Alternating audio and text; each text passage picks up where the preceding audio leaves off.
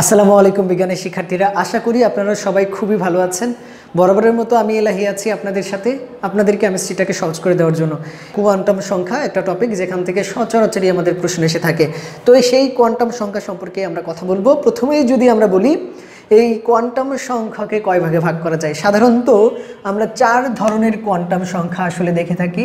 প্রথমে হচ্ছে প্রধান কোয়ান্টাম সংখ্যা, সহকারী কোয়ান্টাম সংখ্যা, ম্যাগনেটিক কোয়ান্টাম সংখ্যা, স্পিন কোয়ান্টাম সংখ্যা। এই যে 4 ধরনের কোয়ান্টাম সংখ্যা, যেখানে প্রধান কোয়ান্টাম সংখ্যাকে আমরা n দিয়ে প্রকাশ করে থাকি, সহকারী কোয়ান্টাম সংখ্যাকে l দিয়ে প্রকাশ করে থাকি, ম্যাগনেটিক কোয়ান্টাম সংখ্যাকে আমি m দিয়ে প্রকাশ করে থাকি এবং স্পিন কোয়ান্টাম সংখ্যাকে আমি s দিয়ে প্রকাশ করে থাকি।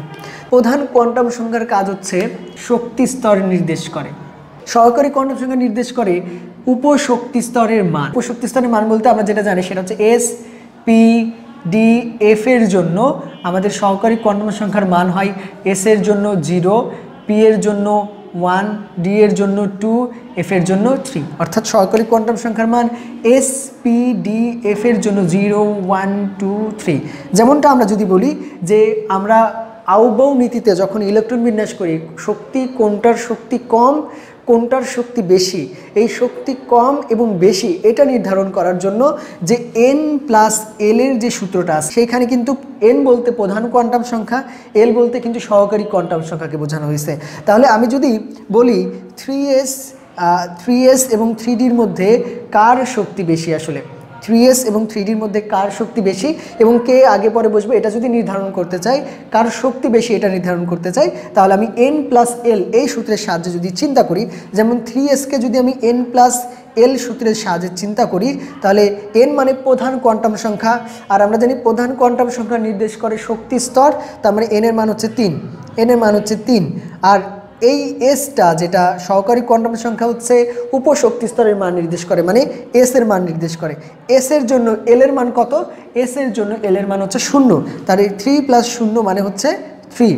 আর 3ডির জন্য যদি আমি n প্লাস এলকে হিসাব করি, 3ডির জন্য যদি আমি n প্লাস এলকে হিসাব করি, তাহলে n এর মান 3, কারণ প্রধান কোয়ান্টাম সংখ্যার মান 3 শক্তি স্তর নির্দেশ করে, আর এল যেটা সহকারী কোয়ান্টাম সংখ্যা নির্দেশ করে উপশক্তি স্তরের মান, তাহলে উপশক্তি স্তর হচ্ছে ডি, এবং ডিতে ডি এর জন্য এল এর মান কত? ডি এর জন্য হচ্ছে এল এর মান 2, তার মানে 3 প্লাস 2 ইকুয়াল টু হচ্ছে 5।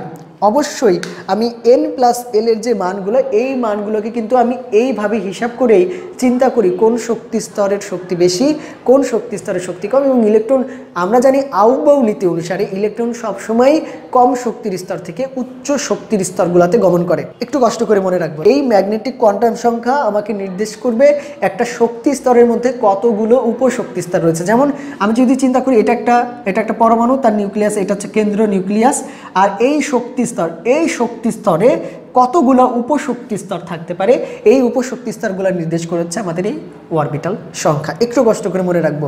এবং স্পিন কোয়ান্টাম সংখ্যা, স্পিন কোয়ান্টাম সংখ্যা আসলে কি নির্দেশ করে? স্পিন কোয়ান্টাম সংখ্যা নির্দেশ করে দুটি মান। স্পিন কোয়ান্টাম সংখ্যা দুইটি মান নির্দেশ করে, একটি হচ্ছে +12 এবং আরেকটি হচ্ছে -12। এই দুটি মান, অর্থাৎ স্পিন কোয়ান্টাম সংখ্যার ক্ষেত্রে এই দুটি মান আমরা দেখব, একটা হচ্ছে +12 এবং আরেকটা হচ্ছে -12। এখন +12 এবং -12 আসলে কি ক্ষেত্রে বা কোন ক্ষেত্রে আসলে আমরা ব্যবহার করি? স্বাভাবিকভাবেই আমরা যেটা জানি, হুন্ডের নীতি অনুসারে কোন একটা মৌলের ইলেকট্রন বিন্যাস করলে, যেমন আমি যদি নাইট্রোজেন 7 এর ইলেকট্রন বিন্যাস করলাম, তাহলে 1s2 2s2 2p3, এটাকে যদি আমি বক্স পদ্ধতিতে ইলেকট্রন বিন্যাস করি, তার আগে আমাকে বুঝতে হবে বক্স পদ্ধতিতে ইলেকট্রন বিন্যাসটা কেমন। বক্স পদ্ধতিতে ইলেকট্রন বিন্যাসটা হচ্ছে এস এর জন্য, এস এর সর্বোচ্চ 2টা ইলেকট্রন থাকতে পারে, এই জন্য এস এর জন্য বক্স হচ্ছে 1টা, পিতে সর্বোচ্চ 6টা ইলেকট্রন থাকতে পারে, এর জন্য বক্স হচ্ছে 3টা, এর জন্য বক্স হচ্ছে 3টা, ডিতে সর্বোচ্চ 10টা ইলেকট্রন থাকতে পারে, এই জন্য বক্স হচ্ছে 5টা। আমরা 5টা বক্স চিন্তা করব, এবং এফ এ হচ্ছে 7টা বক্স, অর্থাৎ এফ এ 14টা ইলেকট্রন থাকতে পারে, এর জন্য 7টা বক্স। এবং আমি কিন্তু আগে থেকে বুঝতে পারতেছি, আমি কিন্তু দেখেই বুঝতে পারছি, যেহেতু প্রত্যেকটা বক্সে করে 2টা ইলেকট্রন রেখেই কিন্তু বক্সের হিসাব করা হয়েছে, অর্থাৎ এস এ সর্বোচ্চ 2টা ইলেকট্রন থাকতে পারে, একটা বক্সেও সর্বোচ্চ 2টা, একটা বক্সে 2টা ইলেকট্রনই থাকতে পারবে। তাহলে একটা বক্সে যদি 2টা ইলেকট্রন থাকতে পারে, তাহলে পিতে মোট 6টা ইলেকট্রন, তাহলে ওইটার জন্য অবশ্যই 3টা বক্স। ডিতে সর্বোচ্চ 10টা ইলেকট্রন থাকতে পারে, অবশ্যই এটার জন্য সর্বোচ্চ 5টা বক্স, এবং এফ এর সর্বোচ্চ 14টা ইলেকট্রন থাকতে পারে, এই জন্য এটার জন্য 7টা বক্স। তার মানে এইভাবে বক্স পদ্ধতিতে ইলেকট্রন বিন্যাস করা হয়, যেখানে এই ইলেকট্রন বিন্যাসের মতোই জাস্ট আমরা বক্সটা ব্যবহার করি। এবং এই যে বক্সটা, এই বক্সে হচ্ছে কয়টা ইলেকট্রন থাকতে পারে, সর্বোচ্চ আমরা বললাম যে 2টা।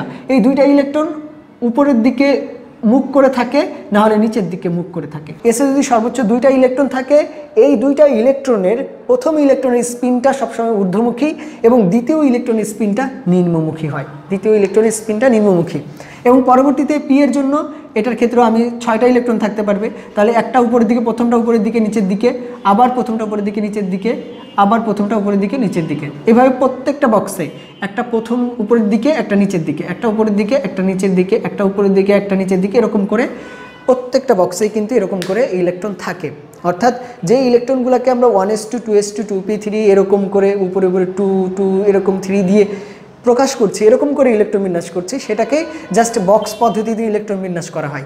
এখন আমি যদি এই নাইট্রোজেন 7কে যদি আমি বক্স পদ্ধতিতে ইলেকট্রন বিন্যাস করি, তাহলে আমি দেখতে পারবো এস, এই যে এসটা, এস মানে হচ্ছে এটা একটা বক্স, একটা বক্স, আর আমি জানি এসে সর্বোচ্চ 2টা ইলেকট্রন থাকতে পারে, তাহলে হচ্ছে একটা উপরের দিকে, একটা নিচের দিকে। এটাও এস, এস মানে হচ্ছে একটা বক্স এবং এসে সর্বোচ্চ 2টা ইলেকট্রন থাকতে পারে, এই জন্য একটা উপরের দিকে, একটা নিচের দিকে। পি এর জন্য 3টা বক্স। এখন পিতে তো আমার সর্বোচ্চ মোট 6টা ইলেকট্রন থাকতে পারবে, কিন্তু এখন আছে 3টা ইলেকট্রন। এখন যেহেতু 3টা ইলেকট্রন আছে, তো সেই ক্ষেত্রে আমি এই 3টা ইলেকট্রনকে কি দিব, এইভাবে আমরা দিব, প্রথমে একটা উপরের দিকে, একটা নিচের দিকে এবং একটা এই যে মাঝখানে একটা ফাঁকা থাকবে। এখন মাঝখানে একটা ফাঁকা থাকবে, এই ব্যাপারগুলোকেই হুন্ডের নীতিতে বলা হয়েছে যে কোনো একটা মৌলের সর্বশেষ শক্তি স্তরের ইলেকট্রনটা, কোনো একটা মৌলের সর্বশেষ শক্তি স্তরের ইলেকট্রনগুলা, সর্বশেষ শক্তি স্তরের যে ইলেকট্রনগুলা, এই ইলেকট্রনগুলা সর্বোচ্চ মাত্রায় বিজোড় থাকতে চায়, এই ইলেকট্রনগুলা সর্বোচ্চ মাত্রায় বিজোড় থাকতে চাই, অর্থাৎ সিঙ্গেল থাকতে চাই। এখন এই সর্বোচ্চ মাত্রায় যেহেতু বিজোড় থাকতে চাই, তার মানে এই 3টা ইলেকট্রনকে আমি জোড়ায় রাখতে পারতেছি না হুন্ডের নীতি অনুসারে। তাহলে সেই নীতিতে আমরা চিন্তা করব সবাই ঊর্ধ্বমুখী থাকবে, সবাই সিঙ্গেল সিঙ্গেল থাকবে এবং ঊর্ধ্বমুখী থাকবে, ঊর্ধ্বমুখী থাকবে। হুন্ড মনে হয় আসলে সিঙ্গেল ছিলেন, আসলে তিনি বোধহয় সিঙ্গেল ছিলেন, এই জন্য তার এই মতবাদটা এমন হয়ে গেছে যে লাস্ট শক্তি স্তরের যে ইলেকট্রনগুলা বা সর্বশেষ শক্তি স্তরের যে ইলেকট্রনগুলা সর্বোচ্চ মাত্রায় বিজোড়ভাবে অবস্থান করে ঊর্ধ্বমুখীভাবে থাকবে, অর্থাৎ সিঙ্গেল অবস্থায় ঊর্ধ্বমুখীভাবে থাকবে। তার মানে যখন কোনো একটা ইলেকট্রন ঊর্ধ্বমুখী থাকে, তখন তার স্পিন হচ্ছে +12। ইলেকট্রনটা যদি ঊর্ধ্বমুখী হয় তাহলে স্পিন +12, যদি নিম্নমুখী হয় তাহলে স্পিন হচ্ছে -12।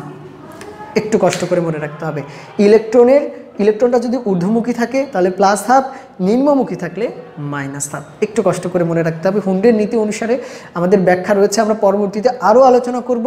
এই ব্যাপারগুলোর জন্য আসলে একটু আলোচনা করে দিলাম, আমরা আরও পরবর্তীতে আমরা আলোচনা করব।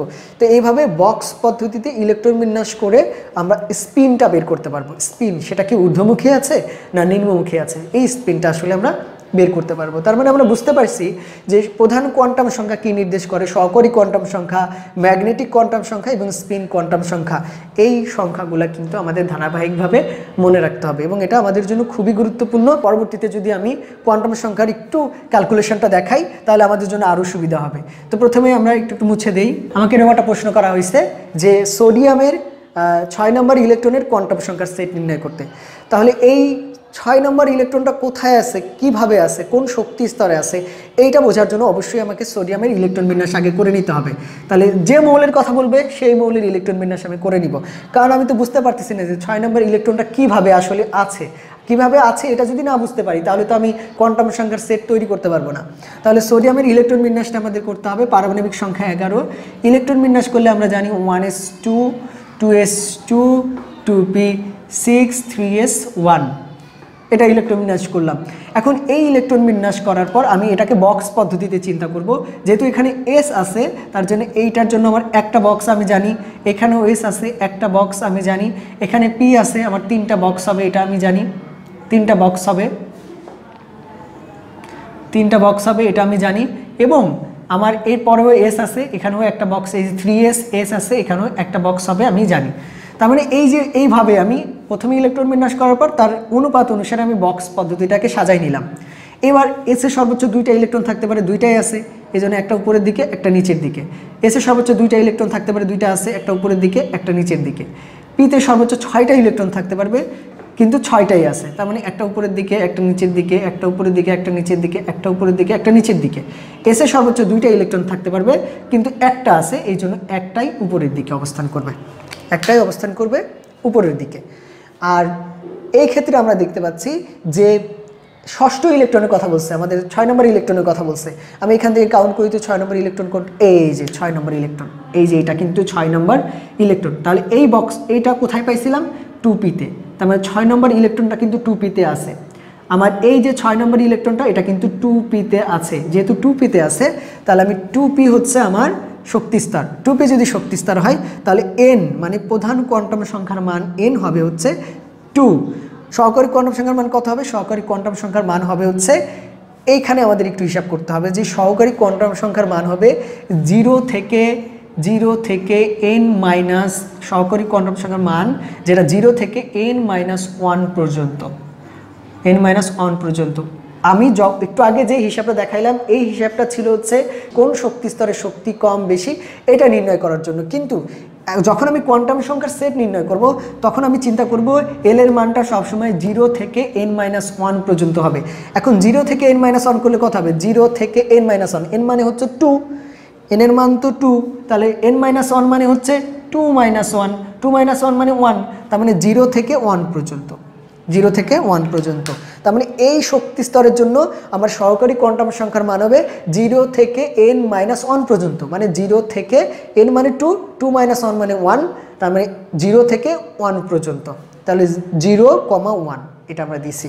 এরপর যদি আমি বলি m, তাহলে m যদি আমি বলি সহকারী কোয়ান্টাম সংখ্যাকে দেখে দেখেই কিন্তু ম্যাগনেটিক কোয়ান্টাম সংখ্যা হবে। এবং কিভাবে হবে?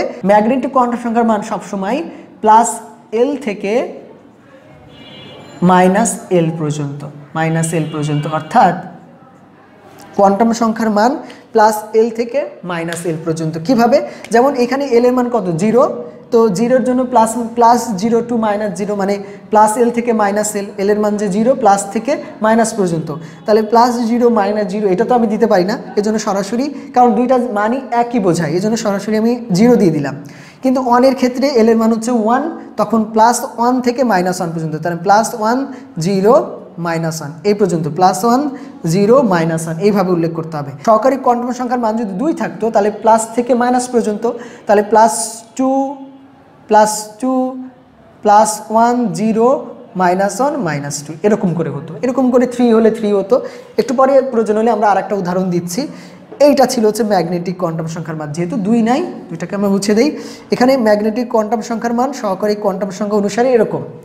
এরপরে থাকলো হচ্ছে এস মানে স্পিন কোয়ান্টাম সংখ্যা। এখন স্পিন কোয়ান্টাম সংখ্যাটা কি? স্পিন কোয়ান্টাম সংখ্যা হচ্ছে, আমরা একটু আগেই বলছিলাম যে স্পিন কোয়ান্টাম সংখ্যা হচ্ছে ঘূর্ণনের উপর ডিপেন্ড করতেছে, অর্থাৎ ঘূর্ণনটা কি ঊর্ধ্বমুখী আছে না নিম্নমুখী আছে। যদি ইলেকট্রনের ঘূর্ণনটা ঊর্ধ্বমুখী হয় তাহলে +12, নিম্নমুখী হলে -12। এবং আমি এই ঊর্ধ্বমুখী না নিম্নমুখী এটা কিন্তু বুঝতে পারবো ওই যে বক্স পদ্ধতিতে ইলেকট্রন বিন্যাসের মাধ্যমেই। এবং আমি দেখতে পাচ্ছি এই যে ষষ্ঠ ইলেকট্রনটা এটা কিন্তু নিচের দিকে আছে, এই যে ষষ্ঠ ইলেকট্রন এটা কিন্তু নিচের দিকে মুখ করে আছে, নিম্নমুখী আছে, সেই জন্য অবশ্যই এর কোয়ান্টাম সংখ্যার মান হবে হচ্ছে -12, অবশ্যই -12 হবে। এইটা ছিল হচ্ছে আমাদের কোয়ান্টাম সংখ্যার সেট, যেটা খুবই গুরুত্বপূর্ণ আমার জন্য। এখন প্রশ্ন হচ্ছে একটা কোয়ান্টাম সংখ্যার সেটে এই 4টা কোয়ান্টাম সংখ্যার পাশাপাশি আমাকে আরও একটা জিনিস উল্লেখ করতে হয়, আরও 2টা জিনিস উল্লেখ করতে হয়। এটা হচ্ছে ইলেকট্রন সংখ্যা এবং আরেকটি হচ্ছে অরবিটাল সংখ্যা। ম্যাগনেটিক কোয়ান্টাম সংখ্যার সেটটাই হচ্ছে অরবিটাল সংখ্যা। এখানে ম্যাগনেটিক কোয়ান্টাম সংখ্যার সেট কয়টা আছে? 1টা 2টা 3টা 4টা, তার মানে 1টা 2টা 3টা 4টা, এই 4টাই হচ্ছে অরবিটাল সংখ্যা। তার মানে আমার এই 2p শক্তি স্তরে অরবিটাল সংখ্যা হচ্ছে মোট 4টি হচ্ছে অরবিটাল। এবং অরবিটালকে যদি সূত্রের সাহায্যে আমি হিসাব করি, মানে সূত্রের সাহায্যে যদি অরবিটাল সংখ্যা বের করতে চাই তাহলে আমি মনে রাখবো n² দিলেই হচ্ছে আমি বুঝে যাব n এর মান কত? 2 করলেই কিন্তু 2² করলে 4, আর অলরেডি কিন্তু আমরা ম্যাগনেটিক কোয়ান্টাম সংখ্যা এখানে 4টাই পাইছি। তো সেই ক্ষেত্রে আমরা ম্যাগনেটিক কোয়ান্টাম সংখ্যা দিয়েও অরবিটাল সংখ্যা বের করতে পারি, আবার n এর যে মানটা সেই n এর মানকে স্কোয়ার করেও অরবিটাল সংখ্যা পেতে পারি। এবং এই শক্তি স্তরে কয়টা ইলেকট্রন থাকবে, কোনো একটা শক্তি স্তরে কতগুলো ইলেকট্রন থাকে, এইটাও কিন্তু আমরা একটা সূত্রের সাহায্যে বের করি, সেটা হচ্ছে 2n²। এবং এটা যদি n এর মান 2, তাহলে এর মান 2 হলে 2 × 2 এর স্কোয়ার 8, তার মানে এইখানে 8টা ইলেকট্রন থাকতে পারবে, অর্থাৎ ইলেকট্রন সংখ্যাও আমি খুব স্বাভাবিকভাবে নির্ণয় করতে পারবো। তার মানে একটা কোয়ান্টাম সংখ্যার সেটে আমার 4টা জিনিসকে চিন্তা করতে হয়, এবং সেই 4টা জিনিস যখন আমরা বোর্ডের প্রশ্নগুলো সলভ করব দেখব যে ছক করে করে সুন্দর করে প্রধান কোয়ান্টাম সংখ্যা, সহকারী কোয়ান্টাম সংখ্যা, ম্যাগনেটিক কোয়ান্টাম সংখ্যার সুন্দর ছক রয়েছে, এবং ছক দিয়ে পাশাপাশি ইলেকট্রন সংখ্যা এবং অরবিটাল সংখ্যা, মোট এই 6টা ব্যাপার নিয়ে ওই কোয়ান্টাম সংখ্যার সেটে আলোচনা করা হয়েছে। এবং আমরা প্র্যাকটিস করব, অনেক বেশি প্র্যাকটিস করবো। এই যে কোয়ান্টাম সংখ্যাটা কি আমরা বোঝাই দিলাম, এরপর থেকে আমরা প্র্যাকটিস করতে থাকবো, দেখবো যে আমাদের জন্য খুবই সুবিধা হবে ইনশাল্লাহ। আশা করি আমরা বুঝতে পারছি, এবং আমাদের দেখা হবে পরবর্তী ক্লাসগুলোতে। সবাইকে ধন্যবাদ। আসসালামু আলাইকুম।